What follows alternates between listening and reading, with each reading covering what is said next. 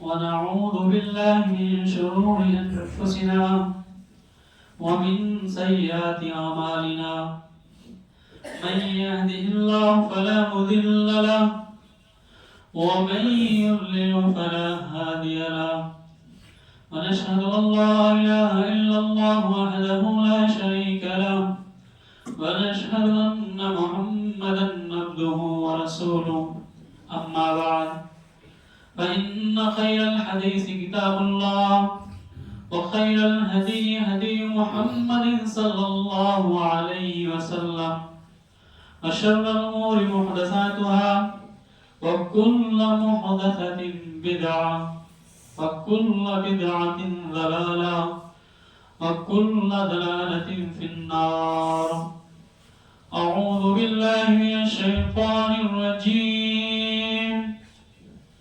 بسم الله الرحمن الرحيم. قاف والقرآن المجيد بل عجبوا أن جاءهم منذر منهم فقال الكافرون هذا شيء عجيب أئذا متنا وكنا ترابا ذلك رجع بعيد قد علمنا ما تنقص الأرض منهم وعندنا كتاب حفيظ. وقال الله تبارك وتعالى في موضع آخر أعوذ بالله من الشيطان الرجيم. بسم الله الرحمن الرحيم. ولنبلونكم بشيء من الخوف والجوع ونقص من الأموال والأنفس والثمرات وبشر الصابرين. تمام قسم کی تعریفات وحدہ لا شریک اس خالق ارض و سماء اللہ رب العالمین کے لیے ہیں جس نے اس جہاں کو بنایا، اور لاکھوں کروڑ درود سلام ہو تمام انبیاء اکرام پر، خصوصاً جناب عربی محمد مصطفیٰ صلی اللہ علیہ وسلم پر جن کا ہمیں امتی بننے کا شرف حاصل ہوا۔ اللہ رب العالمین نے اس دنیا کے اندر بہت ساری مخلوقات کو پیدا کیا ہے۔ اللہ رب العالمین نے مخلوقات میں سب سے افضل انسان کو قرار دیا ہے، اور افضل کے ساتھ ساتھ اللہ رب العالمین نے انسان کو ایک طاقتور بھی بنا کر دیا ہے۔ طاقتور کیوں بنایا؟ کیونکہ انسان جو ہے کئی مراحل سے گزرتا ہے، انسان جو ہے کئی ادوار سے گزرتا ہے۔ کبھی انسان جو ہے خوشیوں سے گزرتا ہے، کبھی انسان غموں سے گزرتا ہے، کبھی انسان کو جو ہے زندگی بھر خوشی ہی خوشی رہتی ہے، اور کوئی انسان جو ہے زندگی بھر غموں کی بارشوں کے نیچے بھیگتا رہتا ہے۔ اور حقیقت بات یہ ہے کہ مکمل انسان اس دور میں ہے کون؟ مکمل انسان وہ نہیں ہے جس کو بچپن سے لے کر اس کی موت تک جو ہے خوشی ہی خوشی رہی۔ مکمل انسان وہ نہیں ہے، اور مکمل انسان وہ بھی نہیں ہے جس کو بچپن سے لے کر اس کی موت تک اس کو غم ہی غم رہے۔ مکمل انسان کون ہے؟ مکمل انسان وہ ہے جس کو بچپن میں خوشی رہی، اور جیسے جیسے اس کی زندگی ڈھلتی گئی اس کو جو ہے غم ملنے لگے، یا پھر ایسا ہو کہ اس کا بچپن جو ہے غموں میں پلا بڑا ہو، اور اس کے بعد جیسے اس کی زندگی ڈھلتی گئی پھر اس کو جو ہے خوشی ملتی گئی۔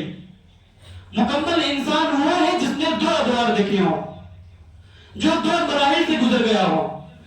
دو مراحل سے مراد خوشی اور غمی کے مراحل، اور یہ ان مراحل سے گزرنا ایک عام انسان ان مراحل سے نہیں گزرتا ہے۔ ان مراحل سے جتنے بھی انبیاء آئے وہ تمام کے تمام انبیاء ان مراحل سے گزرے۔ دیکھ لیجئے جتنے انبیاء جب توحید کی دعوت دیتے، اگر لوگ ان کی بات مان لیتے تو وہ انبیاء خوش ہو جاتے، اگر لوگ ان کو مارنے لگ جاتے، ان کے لیے نہ جانے کون کون سی چالیں چلنے لگ جاتے، تو انبیاء جو ہے غموں کی بارش کے نیچے بھیگ جاتے تھے۔ اور خود ہمارے نبی اکرم صلی اللہ علیہ وسلم کو دیکھ لیجئے، نبی اکرم صلی اللہ علیہ وسلم کو کتنی پریشانی لاحق ہوئی، لیکن ان سب کا بھی اللہ رب العالمین نے ایک ایک حل بتایا ہے. اگر ایک انسان عام انسان ہو یا وہ انبیاء ہو، کوئی بھی ہو، اگر اس کو کوئی مشکل اور پریشانی آتی ہے تو اس کو کیا کرنا ہے؟ صبر کرنا ہے. اللہ رب العالمین فرماتا ہے وَلَنَبْلُوَنَّكُمْ بِشَيْءٍ مِّنَ الْخَوْفِ وَالْجُوعِ، اور ہم تم کو ضرور آزمائیں گے. اللہ رب العالمین کہہ رہا ہے انسانوں سے ہم تم کو ضرور آزمائیں گے. کبھی تمہیں جو ہے خوف کی وجہ سے آزمائیں گے اور کبھی بھوک کی وجہ سے آزمائیں گے. خوف کی مثال ہم لوگوں کے سامنے موجود ہے. آج مسلمان کتنا ڈرا ہوا ہے. مسلمان اگر غلط قدم اٹھا دے تو غلط قدم اٹھانے سے پہلے سوچتا ہے کہ اگر میں یہ کام کروں گا تو میرے ساتھ نہ جانے کیا ہو جائے گا. مسلمانوں کو دیکھ لیجئے، فلسطین کے اندر کتنے مسلمان بچوں کو مارا گیا. وہ مسلمان، وہاں کی مسلمان بچے ڈرے ہوئے ہیں، وہاں کی ہماری ماں بہنیں ڈری ہوئی ہیں. ان لوگوں کی کسی نے مدد نہیں کی، لیکن ان لوگوں نے کیا کیا؟ ان لوگوں نے صبر کیا، اللہ رب العالمین کو پکارا، اور اللہ رب العالمین نے ان کی پکار کو ایسا سنا کہ جو ان کو ہلاکت و برباد کی دہلیز پر پہنچانے والے تھے، اللہ رب العالمین نے ان لوگوں کو منٹوں کے اندر برباد کر دیا. ان لوگوں نے تو 6 مہینے کی کوشش کے اندر فلسطین کو تباہ و برباد کیا تھا، لیکن اللہ رب العالمین نے 1 گھنٹہ نہیں لگایا. پورے کے جتنے بھی امریکہ جہاں سے اسرائیل کے لیے ہتھیار وغیرہ دیے جاتے تھے، اللہ رب العالمین نے اس کی پوری کو تہس نہس کر دیا. صرف گھنٹوں کا کھیل. اور اللہ رب العالمین کا اتنا بڑا عذاب نازل ہوا جن چیزوں کا ان لوگوں نے استعمال کیا. جو لوگ وہ استعمال کر رہے ہیں، کبھی ہوائی جہاز کا استعمال کر رہے ہیں، نیچے آ رہے ہیں، اللہ رب العالمین اس کو جو ہے آگ لگا دیتا ہے اور وہ آگ سے پھٹ جاتے ہیں. یہ اللہ رب العالمین فلسطین کی ان ماں بہنوں اور بچوں اور بچیوں کو جو ہے بدلہ ہی تو دے رہا ہے. ان لوگوں نے صبر کیا تھا. اللہ رب العالمین نے کہا کہ میں تمہیں آزماؤں گا، لیکن تمہیں آزماؤں گا تو تم لوگوں کو صبر کرنا ہے. اور اس کے بعد اللہ رب العالمین نے کہا کبھی خوف سے آزماؤں گا والجوع، اور کبھی تم لوگوں کو بھوکا مار کے آزماؤں گا. اس کی جیتی جاگتی مثال خود ہمارے نبی اکرم صلی اللہ علیہ وسلم کی دیکھ لیجئے. نبی اکرم صلی اللہ علیہ وسلم گھر سے باہر نکلے. نبی اکرم صلی اللہ علیہ وسلم کو گھر سے باہر نکالا کسی چیز نے تو صرف بھوک نے نکالا. نبی اکرم صلی اللہ علیہ وسلم گھر سے باہر نکلتے ہیں، سامنے دیکھتے ہیں کہ کوئی شخص آ رہا ہے. نبی اکرم صلی اللہ علیہ وسلم کے دل کے اندر خوشی محسوس ہوئی، شاید کہ یہ شخص مجھے کھانا کھلا دے. سامنے دیکھتے ہیں کہ حضرت ابو بکر صدیق رضی اللہ تعالیٰ عنہ ہے. نبی اکرم صلی اللہ علیہ وسلم سوال کر بیٹھے، ابو بکر تمہارا کیا کام جو تم اتنی رات کو اپنے گھر سے باہر نکلے ہو؟ ابو بکر نے کہا اے اللہ کے رسول ایسا معاملہ ہے. اللہ کے رسول نے کہا یہی معاملہ میرے ساتھ ہے، چلو ہم کو کوئی آگے اور کوئی شخص مل جائے گا، شاید وہ ہم کو کھانا کھلا دے. اللہ کے رسول حضرت ابو بکر صدیق پھر دوڑنا جاتے ہیں. سامنے دیکھتے ہیں ایک اونچا قد کا آدمی آ رہا ہے، بھاری جسم کا آدمی آ رہا ہے. اس کے پاس پہنچے تو دیکھتے ہیں کہ حضرت عمر رضی اللہ تعالیٰ عنہ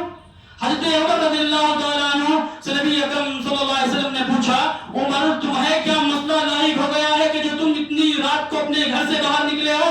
حضرت عمر رضی اللہ تعالیٰ عنہ نے کہا اللہ کے رسول میرے ساتھ بھی وہی معاملہ ہے جو آپ دونوں کے ساتھ معاملہ ہے. مجھے بھی میرے گھر سے اگر کسی چیز نے نکالا ہے تو میرے پیٹ کی بھوک نے نکالا ہے. اللہ کے رسول حضرت ابو بکر صدیق حضرت عمر رضی اللہ تعالیٰ عنہ تینوں سوچنے لگے. اتنی ہی دیر میں اللہ کے نبی نے کہا چلو ہم ایک صحابی کے گھر میں جاتے ہیں. کون سے صحابی؟ حضرت ابو ایوب. حضرت ابو ایوب کے گھر میں جاتے ہیں اور اس کا دروازہ کھٹکھٹاتے ہیں. رات کا وقت ہے اور جب دروازہ کھٹکھٹاتے ہیں تو حضرت ابو ایوب دروازہ کھولتے ہیں. نبی اکرم صلی اللہ علیہ وسلم سلام کرتے ہیں. سلام کرنے کے بعد جو ہے اپنی مشکل بتاتے ہیں اور اپنی پریشانی بتاتے ہیں اور کہتے ہیں کہ ہم لوگ جو ہے بھوک کی وجہ سے آپ کے گھر تک آئے ہیں. تو حضرت ابو ایوب نے نبی اکرم صلی اللہ علیہ وسلم اور حضرت ابو بکر صدیق حضرت عمر رضی اللہ تعالیٰ عنہ تینوں کے سامنے کھجور رکھ دیے. حضرت ابو ایوب کے پاس جیسے بھی کھجور تھے، سوکھے تھے، گیلے تھے، کیسے بھی کھجور تھے، اس نے جو ہے نبی اکرم صلی اللہ علیہ وسلم کے سامنے رکھ دیے. نبی اکرم صلی اللہ علیہ وسلم کھجور اٹھا کر کھا رہے تھے کہ نبی اکرم صلی اللہ علیہ وسلم کی نگاہیں گئی حضرت ابو ایوب ایک بکری کو ذبح کر رہے ہیں. اللہ کے رسول نے پوچھا ابو ایوب تم یہ کیا کر رہے ہو؟ ابو ایوب نے کہا کہ اللہ کے رسول آپ کا پیٹ ان کھجوروں سے تو نہیں بھرے گا. میرے پاس جب بکری ہے اور آپ میرے گھر میں مہمان بن کر آئے ہیں، کیا میں آپ کو بکری ذبح نہیں کر سکتا ہوں؟ اللہ کے رسول نے کہا اے ابو ایوب تمہارے گھر میں جو ایوب ہے اس کو دودھ کہاں سے پلاؤ گے؟ اس نے کہا اللہ کے رسول میرے پاس کوئی دوسرا آپشن نہیں ہے، لیکن ہاں میرے گھر میں ایک چھوٹا سا بکری کا بچہ ہے۔ اللہ کے رسول نے کہا ہاں اس کو ذبح کر دو، لیکن اس بکری کو ذبح مت کرو۔ اگر تم نے اس کو ذبح کر دیا تو اپنے گھر میں جو تمہارے گھر میں تمہارا چھوٹا بیٹا ہے اس کو دودھ کہاں سے پلاؤ گے؟ اس صحابی نے اس کو ذبح کیا، ذبح کرنے کے بعد نبی اکرم صلی اللہ علیہ وسلم کے سامنے رکھ دیا۔ نبی اکرم صلی اللہ علیہ وسلم ہاتھ میں روٹی لیتے ہیں، اور روٹی کتنی بڑی ہوگی آپ اس چیز سے اندازہ لگا سکتے ہیں۔ نبی اکرم صلی اللہ علیہ وسلم اس کے اوپر دو بوٹیاں رکھتے ہیں، بوٹیاں رکھنے کے بعد ابو ایوب کو دے دیتے ہیں اور کہتے ہیں ابو ایوب یہ لے کر جاؤ میری بیٹی فاطمہ کو دے دو، میرے گھر کے اندر اتنے دنوں سے چولہا نہیں جلا ہے، میری بیٹی گھر کے اندر بھوکی بیٹھی ہوئی ہے۔ حضرت ابو ایوب نے جیسے ہی یہ الفاظ سنے اپنی بیوی کے پاس آئے اور اپنی بیوی سے کہا کہ حضرت فاطمہ نبی اکرم صلی اللہ علیہ وسلم کے گھر میں بھوکی بیٹھی ہوئی ہے۔ تو اس کی بیوی نے کیا کیا؟ جو نبی اکرم صلی اللہ علیہ وسلم نے روٹی دی تھی اس کو تو الگ کر دیا، اس نے ایک برتن کے اندر سالن ڈالا اور 5-6 روٹی رکھ دی اور حضرت ابو ایوب کو دے دی اور جاؤ تم حضرت فاطمہ رضی اللہ تعالی عنہا کو پہنچا کر آ جاؤ۔ حضرت ابو ایوب گھر سے نکلتے ہیں، نبی اکرم صلی اللہ علیہ وسلم کی نگاہیں جاتی ہیں، نبی اکرم صلی اللہ علیہ وسلم پوچھتے ہیں ابو ایوب تمہارے ہاتھ میں کیا ہے؟ ابو ایوب کہتے ہیں کہ میرے ہاتھ میں برتن ہے۔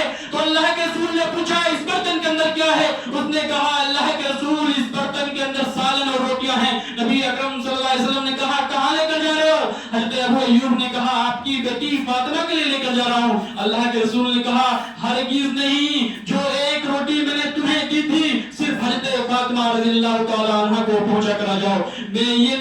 میں یہ گوارا نہیں کرتا کہ میری بیٹی پیٹ بھر کر کھانا کھائے اور صبح کے وقت میں اس کی آنکھ بھی نہ کھلے اور اللہ رب العالمین کے فرض سے وہ غافل ہو جائے۔ اس وقت نبی اکرم صلی اللہ علیہ وسلم کی آنکھوں سے اللہ کے رسول کی آنکھوں سے آنسو جاری ہو گئے، اللہ کے رسول کے آنکھوں سے آنسو مسلسل بہتے گئے۔ حضرت ابو ایوب سے منع کر دیا میں اپنے گھر کے لیے گوارا نہیں کرتا کہ میرے تمہارے گھر کے اندر سے میرے گھر کے لیے اتنا سالن پہنچے، میں نے تمہیں صرف ایک روٹی دی ہے، اس ایک روٹی کو لے کر چلے جاؤ اور اس کو جو ہے حضرت فاطمہ رضی اللہ تعالی عنہا کو دے دو۔ یہاں پر بھی اللہ کے رسول کو جو ہے اللہ رب العالمین نے آزمایا، کس کی وجہ سے؟ بھوک کی وجہ سے۔ اور یہاں پر نبی اکرم صلی اللہ علیہ وسلم کی آنکھوں سے آنسو نکلے۔ اور آج میں آپ لوگوں کے سامنے کچھ ایسے ہی واقعات ذکر کروں گا جس میں نبی اکرم صلی اللہ علیہ وسلم کی آنکھوں سے آنسو جاری ہوئے، یا یہ کہہ لیجئے میرا موضوع یہ ہے کہ نبی اکرم صلی اللہ علیہ وسلم کے آنسو کب اور کہاں نکلے۔ دیکھیے نبی اکرم صلی اللہ علیہ وسلم پیدا ہوتے ہیں، صبح کے وقت میں پیدا ہوتے ہیں، اس کے بعد جو ہے حضرت حلیمہ کے پاس جاتے ہیں، حضرت حلیمہ کے وہاں سے آتے ہیں، اس کی ماں اس کے ننیحال یعنی نبی اکرم صلی اللہ علیہ وسلم کے ننیحال لے کر جاتی ہے، اور جب وہاں 1 مہینہ رہ کر آتے ہیں واپس مکہ کے اندر آتے ہیں، حضرت آمنہ کہتی ہے کہ محمد اب چلو تمہارے دادا کے گھر چلتے ہیں، محمد چلو اب تمہارے چچا کے گھر چلتے ہیں۔ تو نبی اکرم صلی اللہ علیہ وسلم اپنی ماں کے ساتھ آ رہے ہیں، مدینہ سے جب مکہ کی طرف آتے ہیں تو ایک جگہ آتی ہے جس کا نام ہے مقام ابوا۔ مقام ابوا میں ٹھہرتے ہیں اور حضرت آمنہ اللہ کے رسول یعنی اپنے بیٹے محمد سے کہہ رہی تھی محمد یہ تمہارے باپ کی قبر ہے۔ نبی اکرم صلی اللہ علیہ وسلم سمجھ گئے اس قبر کے اندر جو شخص ہے وہ دوبارہ تو زندہ نہیں ہو سکتا، اس قبر کے اندر جو شخص ہے وہ دوبارہ تو اس قبر سے نہیں نکل سکتا۔ نبی اکرم صلی اللہ علیہ وسلم کی آنکھوں سے آنسو جاری ہو گئے۔ یہ پہلا وقت تھا جب نبی اکرم صلی اللہ علیہ وسلم کی آنکھوں سے آنسو نکلے، ایسے آنسو نکلے نبی اکرم صلی اللہ علیہ وسلم اس روئے زمین کو چھوڑ کر چلے گئے، لیکن نبی اکرم صلی اللہ علیہ وسلم کی آنکھوں سے کبھی بھی آنسو بند نہیں ہوئے۔ یہ پہلا وقت تھا جب نبی اکرم صلی اللہ علیہ وسلم کی آنکھوں سے آنسو نکلے۔ حضرت آمنہ نے نبی اکرم صلی اللہ علیہ وسلم کو دلاسا دیا، دلاسا دینے کے بعد حضرت آمنہ چلی، کچھ ہی قدم چلی تھی، کہہ لیجئے 10 یا 20 قدم چلی تھی کہ حضرت آمنہ نے پیچھے دوبارہ مڑ کر دیکھا، قبر کے پاس بھاگتی ہوئی آتی ہیں، قبر کے پاس جیسے حضرت آمنہ آتی ہے اس کے بعد بے ہوش ہو جاتی ہے، وہیں پر انتقال کر جاتی ہیں۔ نبی اکرم صلی اللہ علیہ وسلم کی آنکھوں سے پھر آنسو جاری ہو گئے۔ نبی اکرم صلی اللہ علیہ وسلم کو دلاسا دینے والا کون؟ جب باپ کی قبر پر رو رہے تھے تو حضرت آمنہ دلاسا دے رہی تھی جب حضرت آمنہ کا انتقال ہو گیا تو نبی اکرم صلی اللہ علیہ وسلم کو دلاسا کون دے؟ نبی اکرم صلی اللہ علیہ وسلم کی آنکھ سے آنسو جا رہے ہیں۔ حضرت آمنہ رضی اللہ تعالی عنہ حضرت آمنہ کے انتقال کے بعد نبی اکرم صلی اللہ علیہ وسلم کی پرورش اس کے دادا عبد المطلب نے کی۔ 2 سال تک نبی اکرم صلی اللہ علیہ وسلم کی پرورش کی۔ 2 سال کے بعد عبد المطلب کا بھی انتقال ہو جاتا ہے، لیکن یہ کہیں سے بھی ثابت نہیں ملتا ہے کہ جب عبد المطلب کا انتقال ہوا تھا کہ اس وقت نبی اکرم صلی اللہ علیہ وسلم کی آنکھوں سے آنسو جاری ہوئے تھے یا نہیں ہوئے تھے، یہ کسی بھی کتاب سے ثابت نہیں ہے۔ اگر ہم یہ کہیں کہ اس وقت بھی نبی اکرم صلی اللہ علیہ وسلم کی آنکھوں سے آنسو نکلے تھے تو یہ بھی ہو سکتا ہے کہ ہم نبی اکرم صلی اللہ علیہ وسلم پر جھوٹ باندھ دیں۔ اس کے بعد جب اس کے دادا کا انتقال ہو جاتا ہے، اس کے چچا ابو طالب پرورش کرتے ہیں۔ یہ وہی دور ہے جب ابو طالب پرورش کرتے ہیں، اسی دور کے اندر نبی اکرم صلی اللہ علیہ وسلم کو نبوت ملتی ہے۔ نبی اکرم صلی اللہ علیہ وسلم نبی بنائے گئے۔ نبی اکرم صلی اللہ علیہ وسلم لوگوں کو دعوت تبلیغ کا کام کرنے لگے۔ اس کے بعد کچھ کافر حضرت ابو طالب کے پاس آئے اور ابو طالب سے کہا کہ اپنے بھتیجے کو سمجھا لیجئے، جو تمہارا بھتیجا یہ کام کر رہا ہے یہ اچھا کام نہیں ہے، یہ ہمارے باپ دادا کے بتوں کو جو ہے برا بھلا کہہ رہا ہے، اس سے کہہ دیجئے یا تو یہ باز آ جائے ورنہ اس کو قتل کر دیں گے۔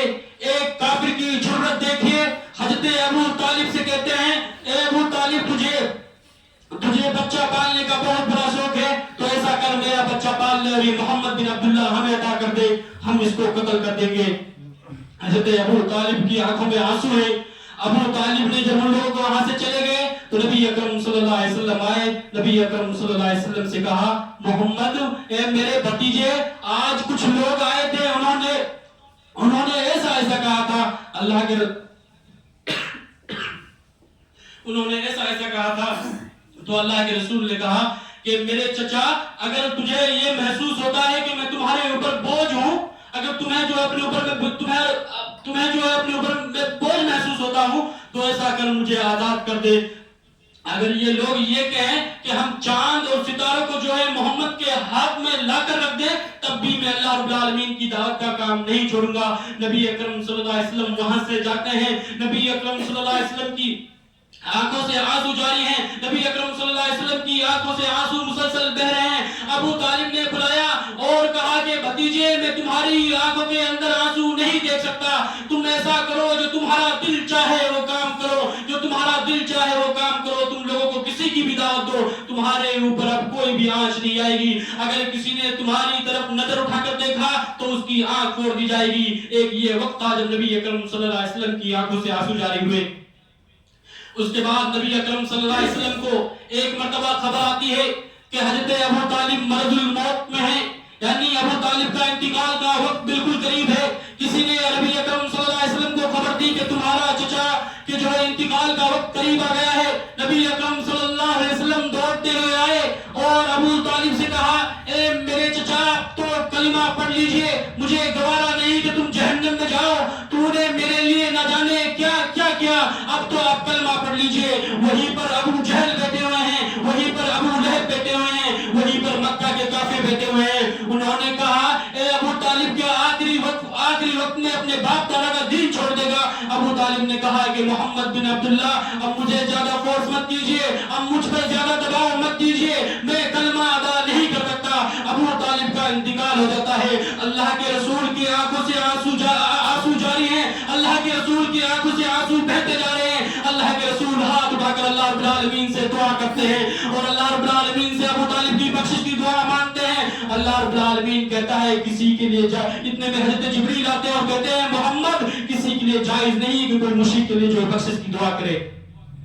ایک یہ وقت تھا جب نبی اکرم صلی اللہ علیہ وسلم کی آنکھوں سے آنسو نکلے، اور یہ وہی سال جس میں حضرت خدیجہ رضی اللہ تعالی عنہا کا انتقال ہوا۔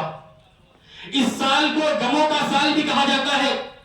ہم میں سے کتنے مسلمان تو ایسے ہیں، اگر میں ہی ابھی آپ لوگوں سے پوچھ لیتا وہ کون سا سال ہے جس کو غموں کا سال کہا جاتا ہے، تو کوئی بھی اس چیز کا جواب نہیں دے سکتا۔ غموں کا سال اس سال کو کہا جاتا ہے جس میں ابو طالب کا انتقال ہوا اور حضرت خدیجہ رضی اللہ تعالی عنہا کا انتقال ہوا۔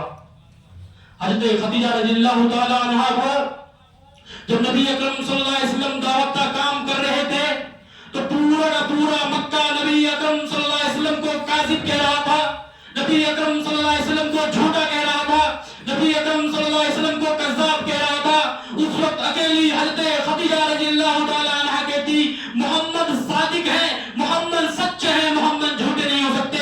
जिस वक्त पूरा का पूरा मक्का नबी अकरम सल्लल्लाहु अलैहि वसल्लम को साहिर कह रहा था, जिस वक्त पूरा का पूरा मक्का नबी अकरम सल्लल्लाहु अलैहि वसल्लम को मजनू कह रहा था, जिस वक्त पूरा का पूरा मक्का नबी अकरम सल्लल्लाहु अलैहि वसल्लम को दीवाना कह रहा था, हज़रत खदीजा कहती थी मैंने इस शख्स के साथ रात भी गुजारी है, दिन भी गुजारे हैं, ये शख्स साहिर नहीं हो सकता, ये शख्स मजनू नहीं हो सकता, ये शख्स दीवाना नहीं हो सकता। मोहम्मद जिस चीज की तरफ बुलाते हैं वो हक है, और जो लोग तुम कर रहे हो वो झूठ है और बातिल है। हज़रत खदीजा रज़ियल्लाहु ताला अन्हा ने नबी अकरम सल्लल्लाहु अलैहि वसल्लम के साथ इतना साथ दिया, और जब नबी हज़रत खदीजा का इंतकाल हुआ तो नबी अकरम सल्लल्लाहु अलैहि वसल्लम की आंखों से आंसू जारी हो गए। उसके बाद देखिए जंगे बदर का ऐलान होता है। बहुत से लोग कह देते हैं कि इस्लाम जो है तलवार के दम पे फैला है, इस्लाम जो है अपने तलवार के दम पे फैला है। ऐसा नहीं है। आप देख लीजिए नबी अकरम सल्लल्लाहु अलैहि वसल्लम को कितना परेशान किया गया। अगर मुसलमान हबशा जाते तो हबशा का बादशाह मुसलमानों को भगा देता, अगर मदीना के अंदर जाते तो मदीना के अंदर मुसलमानों को परेशान किया जाता। मक्का वाले जो है खुद मुसलमानों को निकाल रहे हैं, उसमें आखिरी ऑप्शन तो एक ही बचता है, उसके अंदर तो जंग की जाए। तब नबी अकरम सल्लल्लाहु अलैहि वसल्लम ने जंग का ऐलान किया, और सबसे पहले इस्लाम की जंग जंगे बदर जो सन 2 हिजरी के अंदर हुई, नबी अकरम सल्लल्लाहु अलैहि वसल्लम ने ऐलान कर दिया। और उसी वक्त नबी अकरम सल्लल्लाहु अलैहि वसल्लम की एक बेटी जिसका नाम हज़रत रुक़य्या रज़ियल्लाहु ताला अन्हा, उसको चेचक की बीमारी हो गई। नबी अकरम सल्लल्लाहु अलैहि वसल्लम ने उस्मान से कहा, उस्मान हज़रत रुक़य्या का शौहर, उनसे कहा कि उस्मान तुम जंग के अंदर नहीं जा सकते, तुम्हें इस वक्त तुम्हारी बीवी को जरूरत है, इस वक्त तुम्हें जो है सबसे ज्यादा जरूरत है तो मेरी बेटी को जरूरत है। हज़रत उस्मान से ये कह दिया, हज़रत उस्मान जंग से रुक गए। नबी अकरम सल्लल्लाहु अलैहि वसल्लम अल्लाह रब्बुल आलमीन के सामने रो रहे हैं। नबी अकरम सल्लल्लाहु अलैहि वसल्लम कितने लोग 313 के अंदर भी बच्चे जवान और बूढ़े, और वो लोग हजारों की तादाद में हैं, और हजार भी कैसे पूरे के पूरे नौजवान, वो जितने भी थे पूरे के पूरे नौजवान नबी अकरम सल्लल्लाहु अलैहि वसल्लम अल्लाह रब्बुल आलमीन के सामने दुआ कर रहे हैं, ए अल्लाह ये छोटी सी कौम है, अगर आज ये कौम तबाह और बर्बाद हो गई तो आज के बाद इस रूए ज़मीन पर कभी भी तेरा नाम न लिया जाएगा, कभी भी तेरी इबादत नहीं की जाएगी। तो अल्लाह रब्बुल आलमीन ने नबी अकरम सल्लल्लाहु अलैहि वसल्लम की दुआ को सुन लिया, और उसके बाद अल्लाह रब्बुल आलमीन ने फरिश्तों को भेज दिया। इधर मुसलमान जंग जीतते हैं, मुसलमानों के दरमियान में जश्न मनाया जाता है। इस्लाम की पहली जंग नबी अकरम सल्लल्लाहु अलैहि वसल्लम जीत गए, मुसलमान जीत गए। इतने में कासिद आता है भागता हुआ, नबी अकरम सल्लल्लाहु अलैहि वसल्लम के कान में कहता है आपकी बेटी रुक़य्या इस दुनिया से चली गई। नबी अकरम सल्लल्लाहु अलैहि वसल्लम को कितनी बड़ी आज़माइश में डाला गया।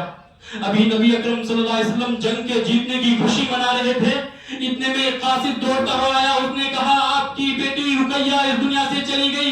नबी अकरम सल्लल्लाहु अलैहि वसल्लम आते हैं तो क्या देखते हैं, हज़रत रुक़य्या रज़ियल्लाहु ताला अन्हा को दफना दिया गया।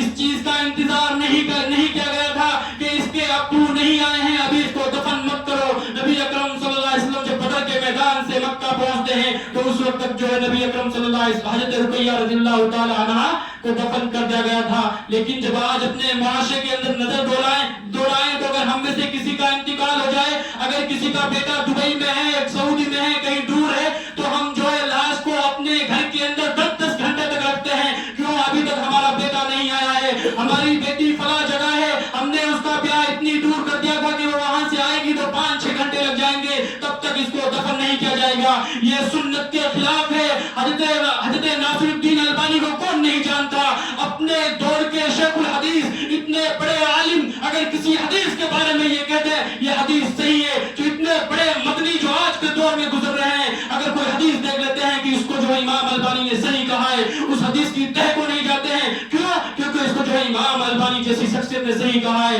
इमाम अलबानी अपने दौर के वो क्या कहते हैं, ए लोगों अगर मेरा इंतकाल हो जाए तो मुझे 2 घंटे के अंदर दफन कर देना, मुझे 2 घंटे से ज्यादा इस जमीन पर ना रखना। अगर तुम ऐसा करोगे तो सुन्नत के खिलाफ करोगे। हज़रत इमाम नासिरुद्दीन अलबानी जैसी शख्सियत जो ये नसीहत कर रही है, लेकिन उसके बावजूद हम अपने घरों के अंदर मुर्दों को 10-10, 12-12, 13-13 घंटे तक रखते हैं। اور کیا سوچتے ہیں کہ آخری دیدار کر لیں گے؟ کیا نبی اکرم صلی اللہ علیہ وسلم کو ضرورت نہیں تھی اپنی بیٹی کا آخری دیدار کرنے کی؟ نبی اکرم صلی اللہ علیہ وسلم کیا دیکھنا نہیں چاہتے تھے اپنی بیٹی کو؟ بحیثیت رسول چھوڑیے، بحیثیت رسول چھوڑ دیجیے، تھوڑی دیر کے لیے بحیثیت انسان سمجھ لیجیے. کیا نبی باپ نہیں تھے؟ کیا باپ اپنی بیٹی کو دیکھنا نہیں چاہتا؟ لیکن اس کے بعد بھی حضرت عثمان رضی اللہ تعالیٰ عنہ نے نبی اکرم صلی اللہ علیہ وسلم کا انتظار نہیں کیا اور حضرت رقیہ رضی اللہ تعالیٰ عنہ کو دفن کر دیا. اس کے بعد ایک یہ موقع جب نبی اکرم صلی اللہ علیہ وسلم کے آنکھ سے آنسو نکلے اور اس کے بعد جنگ بدر کے اندر کچھ قیدیوں کو پکڑا جاتا ہے. جنگ بدر کے اندر 70 کافروں کو قید کر لیا گیا تھا اور اللہ کے رسول نے صحابہ اکرام سے مشورہ کیا کہ ان لوگوں کے ساتھ کیا کیا جائے. حضرت عمر جیسے صحابی نے جواب دے دیا، اللہ کے رسول قتل کر دو، گردن الگ کر دو ان کی. تو اللہ کے رسول نے کہا ایسا نہیں ہے.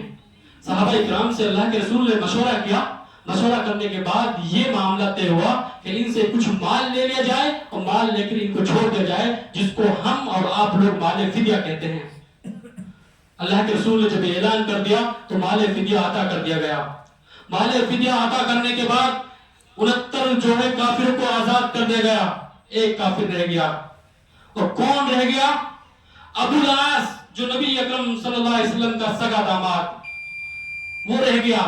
اس کے گھر والے مال لے کر نہیں آ رہے ہیں. کیوں؟ کیونکہ محمد تو اس کے سسر ہیں، محمد اس کو چھوڑ دیں گے.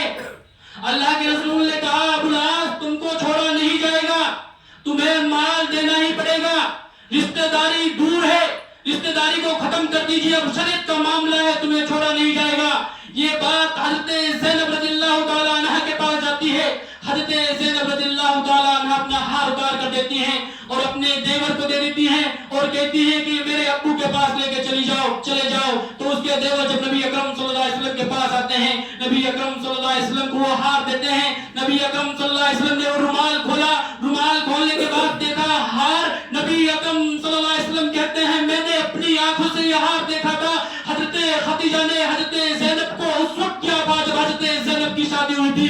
نبی اکرم صلی اللہ علیہ وسلم کی آنکھوں سے آنسو جاری ہو گئے. اللہ کے رسول کہہ رہے ہیں یہ میری بیوی حضرت خدیجہ رضی اللہ تعالیٰ عنہ کی آخری نشانی اور آج جو اس کافر کے بدلے میں دی جا رہی ہے. حضرت نبی اکرم صلی اللہ علیہ وسلم نے کہا ابو العاص اس مال کو نہیں لے سکتا، میں اس مال کو جو ہے میں نہیں لے سکتا، اس مال کو لے کر تمہیں نہیں چھوڑ سکتا. اس کے دیور سے بھی حضرت زینب کے دیور سے بھی کہہ دیا اس کو تب تک نہیں چھوڑا جائے گا جب تک کہ مال ادا نہیں کیا جائے گا. اس کے دیور نے جواب دیا اے محمد بن عبداللہ ہمارے پاس یہی مال ہے، اگر آپ اس کو چھوڑنا چاہتے تو چھوڑ دیجئے، اس کے علاوہ ہمارے پاس کوئی مال نہیں ہے. نبی اکرم صلی اللہ علیہ وسلم نے صحابہ اکرام سے مشورہ کیا. نبی اکرم صلی اللہ علیہ وسلم بحیثیت رسول صحابہ اکرام سے مشورہ کر رہے ہیں. ہم لوگ تو کسی سے مشورہ کریں تو کیا اپنے آپ کو حقیر سمجھنے لگ جاتے ہیں، کیا کہتے ہیں اس سے مشورہ کریں گے. اور نبی اکرم صلی اللہ علیہ وسلم بحیثیت رسول جو ہے صحابہ اکرام سے مشورہ کر رہے ہیں. اور مشورہ کرنے کے بعد نبی اکرم صلی اللہ علیہ وسلم نے کہا یہ میری بیٹی میری بیوی حضرت خدیجہ کی آخری نشانی ہے، اس کو جو ہے میں مال فدیہ کے اندر نہیں دے سکتا. تو صحابہ اکرام سے کہا اگر تم چاہو تو اس شخص کو چھوڑ دیا جائے. اور صحابہ اکرام نے ایک آواز میں کہا لبیک یا رسول اللہ، اللہ کے رسول چھوڑ دیجیے اسے. اللہ کے رسول نے چھوڑا اور کہا ابو العاص تمہیں ایک کام کرنا ہوگا.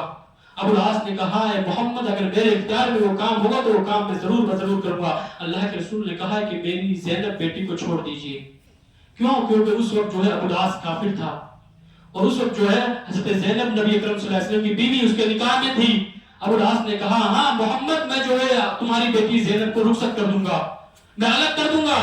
حضرت ابو العاص نے نبی اکرم صلی اللہ علیہ وسلم کی بیٹی کو ایک رات کے اندھیرے میں نبی اکرم صلی اللہ علیہ وسلم کے پاس پہنچا دیا. اس کے بعد جب ابو العاص اسلام لے کر آیا نبی اکرم صلی اللہ علیہ وسلم نے ان کی دوبارہ شادی کر دی.